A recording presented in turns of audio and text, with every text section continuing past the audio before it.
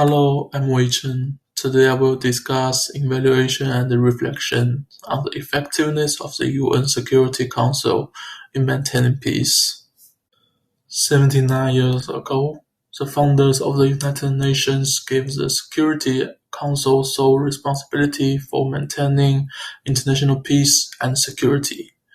With the power to impose sanctions, authorize peacekeeping operations, and adopt binding resolutions, the Council's mission was to be the world's emergency brake, able to stop conflicts before they get out of hand.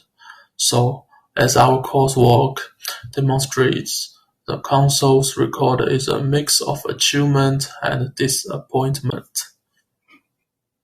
So today I want to explore three themes raised in Lecture 9 and its reference. So let's start with Council's tools. Article 41 of the Charter of the United Nations authorized the Council to impose economic and political sanctions on state or non-state actors that threaten peace. In theory, sanctions offer a cheaper, more non-violent alternative to military force.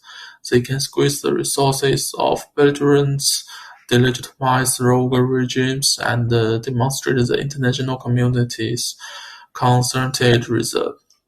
So the program's success depends on two conditions: full implementation and sustained political will. The Council's 1990 embargo on Iraq exemplified both. While sanctions destroyed Iraq's economy, indeed they hurt of ordinary Iraqis more than even Saddam Hussein's inner circle. They failed to enforce compliance as key regional actors continued to trade capitally. Similarly, in 2002, arms and oil embargo against unit rebel in Angola lapsed as monitoring states lost interest and enforcement waned. These cases teach us that sanctions without strict enforcement can be both ossified and ineffective. The second important tool is peacekeeping. Peacekeeping has evolved over generations. During the Cold War, lightly armed blue-helmeted troops were deployed between opposing sides, for example in Ethiopia and Eritrea, to observe ceasefires and reduce the risk of accidental escalation. In the 1990s, civil wars and humanitarian disasters demanded border mandates, so promoting the emergence of second-generation peacekeeping missions that combined security with electoral support and institutional building. As we have seen in Colombia, today's third-generation peacekeeping, exemplified by Somalia, requires multidimensional forces that can enforce security, protect civilians, and coordinate relief operations in hostile environments. When host nations cooperate and major powers agree, think Liberia in 2003 and Cote d'Ivoire in 2011, peacekeepers can freeze conflicts long enough for diplomacy and reconstruction to take root. Yet, even with these advances, peacekeeping operations often face constraints due to political interference and a lack of resources. So next part, I want to discuss values of United Nations Security Council. If these mechanisms demonstrate the Council's potential, their failures expose its structural flaws. The Syrian civil war that has raged since 2011 is the most demanding indictment of the Council. Since then, more than 400,000 people have died, 5 million refugees has poured into Syria, and every meaningful resolution has been stifled by the vote. States have supported different parties, and the result is deadlock and suffering.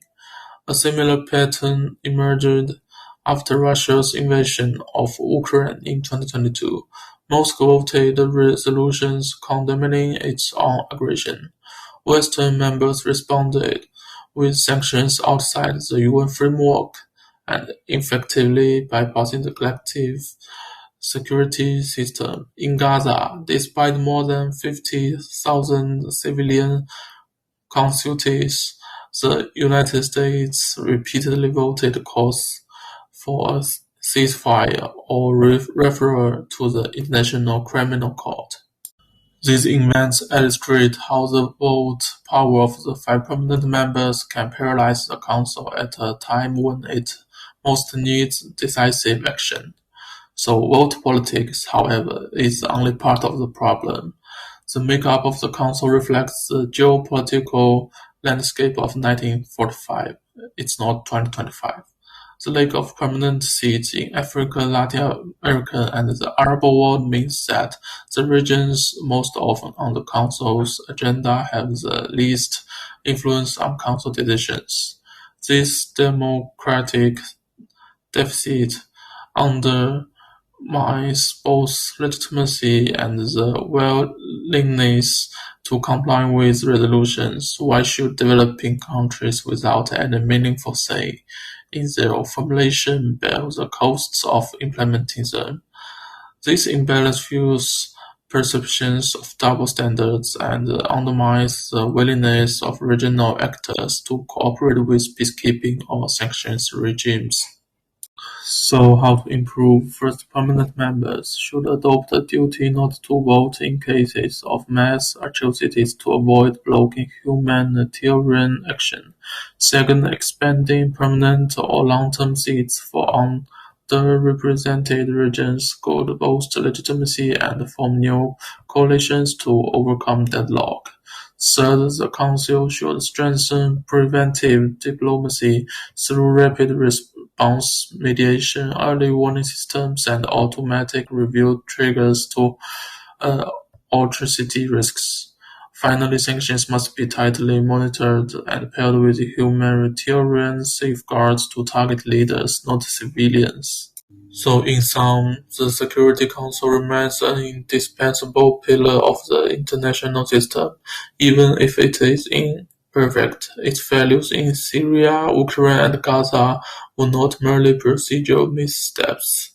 They were human tragedies that tarnished the very idea of collective security. Yet these failures do not mean the Council have become irrelevant. By collaborating the vote, expanding representation, and strengthening enforcement, we can bring the institution closer to its founding vision. Preventing war is no longer the prerogative of powerful states, but the shared responsibility of all nations. So, thanks for listening and watching.